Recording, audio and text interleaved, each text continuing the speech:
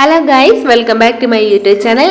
ഇന്ന് നമ്മൾ തയ്യാറാക്കുന്ന നല്ല സ്വീറ്റ് ആയിട്ടുള്ള ഒരു പ്ലം കേക്കിൻ്റെ റെസിപ്പിയാണ്. ഇത് ഞാൻ സെയിൽ ചെയ്യുന്ന കേക്കിൻ്റെ റെസിപ്പിയും കൂടെയാണ്. എല്ലാവരും മസ്റ്റായിട്ട് വീഡിയോ സ്കിപ്പ് ചെയ്യാറ് മുഴുവനായിട്ട് കാണുക. ഞാൻ 3 kgsൻ്റെ അളവാണ് പറയുന്നത്. 1 kgsൻ്റെ അളവ് ഞാൻ ഡിസ്ക്രിപ്ഷൻ ബോക്സിൽ ആഡ് ചെയ്താക്കാം.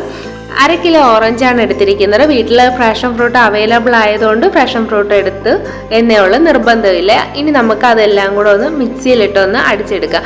മിക്സിയിലിട്ടൊന്ന് അടിച്ചെടുക്കപ്പോഴത്തേക്ക് ഒട്ടും തന്നെ ഓറഞ്ച് ജ്യൂസിൽ ഒട്ടും വെള്ളം ചേർക്കാൻ പാടില്ല. വെള്ളം ജാറിൽ പോലും വെള്ളം ചേർക്കാതെ വേണം ഈ അടിച്ചു കിട്ടിയ ഓറഞ്ച് ജ്യൂസ് നമുക്ക് ഒരു ബൗളിലേക്ക് അരിച്ചെടുക്കാം. ഇപ്പം ഞാൻ 3 kgsന് 1 കപ്പോളം അളവിൽ മാത്രം ഓറഞ്ച് ജ്യൂസ് മതി. ഇനി നമുക്ക് വേണ്ടത് ഓറഞ്ചിൻ്റെ തൊലിയാണ്. അത് കുറച്ചെടുത്തിട്ട് നമ്മൾ മിക്സിയിലിട്ട് നന്നായിട്ടൊന്ന് അടിച്ചെടുക്കുക. മാക്സിമം 1 ടേബിൾ സ്പൂണോളം അളവിൽ മതി 3 kgsന്. ഇനി നമുക്ക് ഇത് നന്നായിട്ടൊന്ന് അടിച്ചെടുത്ത് കഴിഞ്ഞതിന് ശേഷം ഇനി നമുക്ക് കാരമൽ തയ്യാറാക്കാം.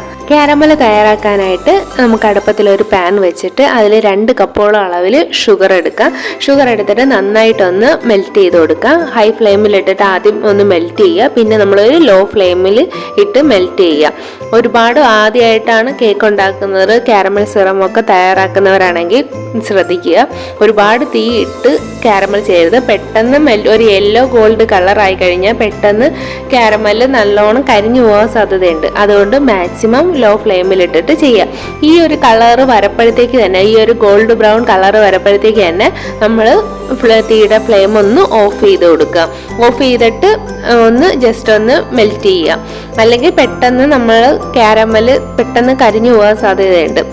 നമ്മുടെ ചാനൽ ഇതുവരെ സബ്സ്ക്രൈബ് ചെയ്യാതെ കാണുന്നവരുണ്ടെങ്കിൽ പ്ലീസ് ചാനൽ ഒന്ന് സബ്സ്ക്രൈബ് ചെയ്താക്കണേ. വീഡിയോ ഇഷ്ടമായ ഒന്ന് ലൈക്കും കൂടെ ചെയ്താക്കണേ. ഇനി നമുക്ക് ആ കാരമലിലേക്ക് 1 കപ്പോളം അളവിൽ ഓറഞ്ച് ജ്യൂസ് ചേർത്ത് കൊടുക്കാം. ഓറഞ്ച് ജ്യൂസ് ചേർത്തിട്ട് ഒന്ന് നന്നായിട്ടൊന്ന് മെൽറ്റ് ചെയ്തെടുക്കാം. തീയുടെ ഫ്ലെയിം ഓഫ് ചെയ്യാതെ പെട്ടെന്ന് ഡയറക്റ്റ് ആയിട്ട് ഓറഞ്ച് ജ്യൂസ് ചേർക്കുകയാണെന്നുണ്ടെങ്കിൽ പെട്ടെന്ന് അത് തിളച്ച് തൂക്കാനും നമ്മളെ കയ്യിലൊക്കെ വന്ന് വീഴാനും ഒക്കെ സാധ്യതയുണ്ട്. അതുകൊണ്ട് മാക്സിമം തീയുടെ ഫ്ലെയിം ഒന്ന് ഓഫ് ചെയ്തിട്ട് നമുക്ക് ജസ്റ്റ് ഒന്ന് ചൂടാറിയിട്ട് നമുക്ക് ഓറഞ്ച് സിറപ്പ് ചേർത്ത് കൊടുക്കാം. അങ്ങനെ ഓറഞ്ച് ജ്യൂസ് ചേർത്ത് കഴിഞ്ഞതിന് ശേഷം ആ ഒരു ഷുഗർ സിറപ്പ് ഒന്ന് നല്ല രീതിയിൽ കാരമൽ ഒന്ന് മെൽറ്റാക്കി എടുക്കണം. ഇനി നമുക്ക് ആവശ്യമായിട്ട് 1 ടേബിൾ സ്പൂൺ നമ്മൾ നേരത്തെ മിക്സിയിൽ അടിച്ചു വെച്ചിരുന്ന ആ ഓറഞ്ച് ടേസ്റ്റ് അതും കൂടെ ചേർത്ത് കൊടുക്കാം.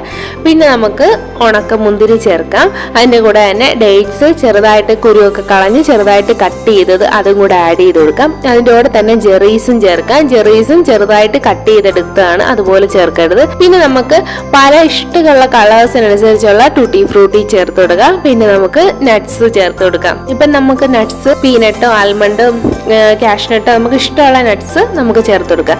ഇതേപോലെ ഒന്ന് തിളച്ച് ഈ ഒരു പരുവാകുമ്പോൾ നമുക്ക് ആൽക്കഹോൾ വേണമെങ്കിൽ ചേർക്കാം, നമുക്ക് വൈൻ വേണമെങ്കിൽ ചേർക്കാം, നമുക്ക് റമ്മോ ഒക്കെ വേണമെങ്കിൽ ചേർക്കാം. ഇപ്പൊ ആൽക്കഹോൾ ഇഷ്ടമല്ലെങ്കിൽ നമുക്ക് ഇതൊരു ബൗളിലേക്ക് മാറ്റിയിട്ട്, ഞാൻ ഇപ്പൊ ആൽക്കഹോൾ ചേർത്തിട്ടില്ല, ഇനി ഒരു ബൗളിലേക്ക് മാറ്റിയിട്ട് ചൂടാറാനായിട്ട് വെക്കുക.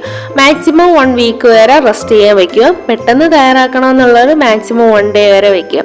ഇനി നമുക്ക് കേക്ക് തയ്യാറാക്കാം. അതിനു മുമ്പ് ഓവൺ ഒന്ന് പ്രീഹീറ്റ് ചെയ്യുക. 160 ടെമ്പറേച്ചറും 10 മിനിറ്റും വെച്ച് ഓവൻ ഒന്ന് പ്രീഹീറ്റ് ചെയ്യുക. അതുപോലെ തന്നെ നമ്മുടെ ബോൾട്ടിൽ ചുറ്റും ബട്ടർ പേപ്പറൊക്കെ വിരിച്ച് ഒന്ന് സെറ്റ് ചെയ്യുക. അതിനുശേഷം നമുക്ക് കേക്ക് തയ്യാറാക്കാം. കേക്ക് തയ്യാറാക്കാനായിട്ട് 3 കപ്പോളം അളവിൽ മൈദയാണ് എടുത്തിരിക്കുന്നത്. മൈദ എടുക്കുമ്പോൾ ഇതേപോലെ കറക്റ്റ് അളവിനെടുക്കണം. കൂമ്പാരം മൈദ എടുക്കരുത്. കറക്റ്റായിട്ട് അളവിനെടുത്തിട്ട് ഇങ്ങനെ കറക്റ്റായിട്ട് വേണം എടുക്കാൻ. അത് കഴിഞ്ഞിട്ട് നമുക്കൊന്ന് 3 തവണയെങ്കിലും മാക്സിമം ഒന്ന് അരിച്ചെടുക്കുക. അരിച്ചെടുത്ത് കഴിഞ്ഞതിന് ശേഷം നമുക്കതിൻ്റെ കൂടെ തന്നെ ഒരു 3 ടീസ്പൂണോളം അളവിൽ ബേക്കിംഗ് പൗഡറും കൂടെ ആഡ് ചെയ്യുക. ബേക്കിംഗ് പൗഡറും കൂടെ ആഡ് ചെയ്തതിന് ശേഷം ഒരു ടൈമും കൂടെ ഇതുപോലെ ഒന്ന് അരിച്ചെടുക്കുക. അരിച്ചെടുത്ത് കഴിഞ്ഞതിന് ശേഷം ഇനി നമുക്ക് ആവശ്യമായിട്ട് വേണ്ടത് മുട്ടയാണ്. 1 kgക്ക് 3 മുട്ട എന്നുള്ള അളവിൽ ഇപ്പോൾ 3 kg ആണ് എടുത്തിരിക്കുന്നത്. 9 മുട്ടയാണ് എടുത്തിരിക്കുന്നത്. 9 മുട്ട ഒരു വലിയൊരു ബൗളിലേക്ക് ഒഴിച്ച് മാറ്റാം. ഒഴിച്ച് മാറ്റിയതിന് ശേഷം അതിൻ്റെ കൂടെ നമുക്ക് ഒരു 1/2 ടീസ്പൂണോളം സാൾട്ട് ഇട്ട് കൊടുക്കാം. 1 ടീസ്പൂണോളം അളവിൽ വാനില എസൻസ് കൂടെ നമുക്ക് ചേർത്ത് കൊടുക്കാം. പിന്നെ നമുക്ക് ഐസ്ക്രീം എസൻസ് ചേർക്കാം. മുട്ടയുടെ ആ ഒരു സ്മെല്ല് വരാതിരിക്കാനാണ് ഐസ്ക്രീം എസൻസ് ചേർക്കുന്നത്. അതിൻ്റെ കൂടെ തന്നെ നമുക്ക് ഏലക്കയുടെ എസൻസ്, അതുപോലെ തന്നെ മസാല എസൻസ് ഒക്കെ നമുക്ക് മാർക്കറ്റിൽ അവൈലബിൾ ആണ്. അതൊക്കെ നമുക്ക് യൂസ് ചെയ്യാവുന്നതാണ്. ഇനി നമുക്ക് ഇതിൻ്റെ കൂടെ 1 കപ്പോളം അളവിൽ പൊടിച്ച പഞ്ചസാര ആഡ് ചെയ്ത് കൊടുക്കുക. മുഴുവനായിട്ട് ആഡ് ചെയ്യരുത്, സ്റ്റെപ്പ് ആയിട്ട് വേണം ആഡ് ചെയ്ത് കൊടുക്കുക. കുറേശ്ശെ ഇട്ട് കൊടുത്തതിന് ശേഷം നമുക്ക് ഇത് നന്നായിട്ടൊന്ന് ബീറ്റ് ചെയ്തെടുക്കാം. ഇത് നമ്മളെപ്പോഴും ചിലവർ കേക്ക് ഉണ്ടാക്കുമ്പം പറയുന്നതാണ്, നമ്മൾ കേക്കിന് മുട്ടയുടെ സ്മെല്ല് ഒക്കെ എപ്പോഴും നിൽക്കുന്നതെന്ന്. ഈ മുട്ടയുടെ സ്മെല്ല് മാറാനായിട്ട് നമുക്ക് എഗ്ഗ് ബീറ്റ് ചെയ്യപ്പം തന്നെ നമുക്ക് അതിൻ്റെ കൂടെ വാനില എസൻസും പിന്നെ ഐസ്ക്രീം എസൻസും ചേർത്ത് ബീറ്റ് ചെയ്യണമെന്നുണ്ടെങ്കിൽ നമുക്ക് ആ ഒരു മുട്ടയുടെ സ്മെല്ല് നമുക്ക് ഒഴിഞ്ഞു കിട്ടും. ഇപ്പം നമ്മുടെ എഗ്ഗ് കറക്റ്റ് ഒരു ഇതിന് കിട്ടിയിരിക്കുകയാണ്. ഇനി നമുക്ക് അതിലേക്ക് നമ്മൾ ഡ്രൈ ഇൻഗ്രീഡിയൻസ് ചേർത്ത് കൊടുക്കാം. സ്റ്റെപ്പ് ആയിട്ട് ഇതുപോലെ അരിച്ച് വേണം ചേർക്കാനായിട്ട്. ഒറ്റ ട്രിപ്പ് ചേർക്കരുത്, സ്റ്റെപ്പ് ആയിട്ട് ചേർത്തിട്ട് ഇതുപോലെ കട്ട് ആൻഡ് ഫോൾഡ് മെത്തേഡിൽ ഇങ്ങനെ പയ്യെ സെറ്റ് ചെയ്തെടുക്കാം. ഇത് കഴിഞ്ഞതിന് ശേഷം ഞാൻ ഇപ്പം 3 kg അളവ് കൂടുതലായതുകൊണ്ട് ജസ്റ്റ് ഒന്ന് ബീറ്റും കൂടെ ചെയ്തെടുക്കുകയാണ്. ഇപ്പോൾ 1 kg തയ്യാറാക്കുന്നവരാണെങ്കിൽ ജസ്റ്റ് ഇതുപോലെ നമുക്ക് കട്ട് ആൻഡ് ഫോൾഡ് മെത്തേഡിൽ ഇങ്ങനെ ചെയ്തെടുക്കാവുന്നതേ ഉള്ളൂ. ഇപ്പോൾ അളവ് കൂടുതലായതുകൊണ്ട് ഞാൻ ജസ്റ്റ് ഒന്ന് ബീറ്റ് ചെയ്തെടുക്കുവാണ്. ഇനി നമുക്ക് ബീറ്റ് ചെയ്തെടുത്ത് കഴിഞ്ഞതിന് ശേഷം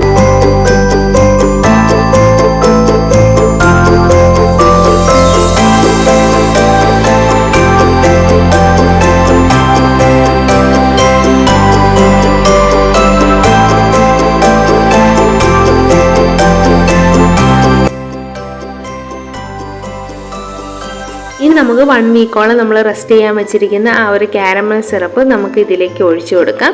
ഇനി നമുക്ക് മാക്സിമം 1 വീക്ക് വരെ റെസ്റ്റ് ചെയ്യാൻ വെക്കുക. ഇല്ലെങ്കിൽ നമുക്ക് നൈറ്റ് സെറ്റ് ചെയ്യാൻ വെച്ചിട്ട് ഡേ എടുക്കാവുന്നതാണ്. പെട്ടെന്ന് ഓർഡേഴ്സൊക്കെ കിട്ടുന്നവരൊക്കെ ഉണ്ടല്ലോ പ്ലം കേക്കിന്, അപ്പോൾ നമുക്ക് എടുക്കുക. പിന്നെ നമ്മൾ കേക്ക് ഉണ്ടാക്കി കഴിയുമ്പോഴത്തേക്ക് വിത്തിൻ 3 days കഴിഞ്ഞിട്ടെങ്കിലും കേക്ക് ടെസ്റ്റ് ചെയ്യുക, കേക്ക് എടുക്കുക. അപ്പോഴേ കേക്കിൻ്റെ കറക്റ്റ് രുചിയൊക്കെ നമുക്ക് അറിയാൻ പറ്റുള്ളൂ. പെട്ടെന്ന് തന്നെ എടുത്തെന്ന് പറഞ്ഞാൽ പെട്ടെന്ന് ആ ഒരു കേക്കിൻ്റെ ഒരു ടേസ്റ്റ് നമുക്കറിയത്തില്ല.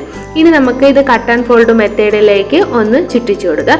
ഇനി നമുക്ക് അതിലേക്ക് 1/4 കപ്പോളം അളവിൽ ബട്ടർ ചേർത്ത് കൊടുക്കുക. 1/4 കപ്പോളം അളവിൽ ബട്ടർ ചേർത്തിട്ട് 1/2 കപ്പോളം അളവിൽ സൺഫ്ലവർ ഓയിൽ ചേർത്ത് കൊടുക്കുക.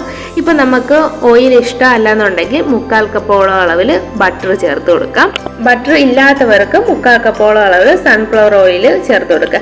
പിന്നെ ഇതിൻ്റെ മെഷർമെൻറ്റ് ഞാൻ ഡിസ്ക്രിപ്ഷൻ ബോക്സിൽ 1 kg ആഡ് ചെയ്യുന്നതാണ്, ചെക്ക് ചെയ്ത് നോക്കുക. എന്നിട്ട് നമുക്കിതൊന്ന് ജസ്റ്റ് ഒന്ന് ബീറ്റ് ചെയ്ത് കൊടുക്കുക. ബാറ്റർ ബീറ്റ് ചെയ്യുന്നതെന്ന് വെച്ചാൽ നമ്മൾ ആ ഓയിലും ആ ബാറ്ററും കൂടെ സെറ്റായി കിട്ടാൻ വേണ്ടിയിട്ടാണ്. ഇല്ലെന്നുണ്ടെങ്കിൽ നമ്മൾ കേക്ക് തയ്യാറാക്കപ്പോഴത്തേക്ക് കേക്ക് തയ്യാറായി കഴിയുമ്പോൾ അടിത്തട്ടിൽ ഈ ഓയിലെല്ലാം കൂടെ വന്ന് നിൽക്കും, അപ്പം കേക്ക് ഫ്ലോപ്പ് ആവും. അതുകൊണ്ടാണ്. പിന്നെ നമ്മൾ കളേഴ്സ് 2 പിഞ്ചോളം കളേഴ്സ് ഒഴിച്ചിട്ട് പിന്നെ ബീറ്റ് ചെയ്യരുത്. ജസ്റ്റ് ഒന്ന് കട്ട് ആൻഡ് ഫോൾഡ് മെത്തേഡിൽ ചെയ്തിട്ട് നമ്മളെ മോൾഡിലേക്ക് ഒന്ന് ഒഴിച്ചു കൊടുക്കുക. മോൾഡിലേക്ക് ഒഴിച്ചു കൊടുക്കുമ്പോൾ ജസ്റ്റ് ഇതുപോലെ ഒന്ന് ചെയ്യുക. അല്ലെന്നുണ്ടെങ്കിൽ എല്ലാം മധ്യത്ത് തന്നെ കിടക്കും. അങ്ങോട്ടും ഇങ്ങോട്ടും ആക്കുമ്പോൾ എല്ലായിടത്തും സ്പ്രെഡായിട്ട് നമ്മൾ ആ നട്ട്സൊക്കെ കിട്ടുന്നതാണ്. അത് കഴിഞ്ഞിട്ട് ഒന്ന് ടാപ്പ് ചെയ്ത് കൊടുക്കുക. ജസ്റ്റ് ഒന്ന് ടാപ്പ് ചെയ്ത് കഴിഞ്ഞ ശേഷം അതിൻ്റെ ഒരു ഡെക്കറേഷന് നമുക്ക് കേക്കിൻ്റെ മുകളിൽ നട്ട്സ് ഇതുപോലെ വെച്ച് കൊടുക്കാം, ബെറീസ് വെച്ച് കൊടുക്കാം, ഒക്കെ ചെയ്യാം. പിന്നെ നമുക്ക് ഓവൻ ഇല്ലാത്തവരാണ് എന്നുണ്ടെങ്കിൽ നമുക്ക് കുക്കറിൽ ചെയ്യാം. ഇതുപോലെ തന്നെ 10 മിനിറ്റ് ദോശക്കല്ല് അടുപ്പത്ത് വെച്ചിട്ട് ഒന്ന് ചൂടാക്കുക. എന്നിട്ട് നമ്മുടെ കുക്കറിൽ ചുറ്റും ഒന്ന് ബട്ടർ പേപ്പർ ചുറ്റിച്ചു കൊടുക്കുക. അത് കഴിഞ്ഞതിന് ശേഷം നമ്മളെ ബാറ്റർ ഒഴിക്കുക. കുക്കറിൻ്റെ ഫിസിൽ ഊരി മാറ്റണം. എന്നിട്ട് ഒരു 3/4 മണിക്കൂർ കഴിയുമ്പോഴത്തേക്ക് നമുക്കത് ഓപ്പണായി നോക്കപ്പോഴത്തേക്ക് നമ്മളെ കേക്ക് റെഡി ആയിരിക്കും.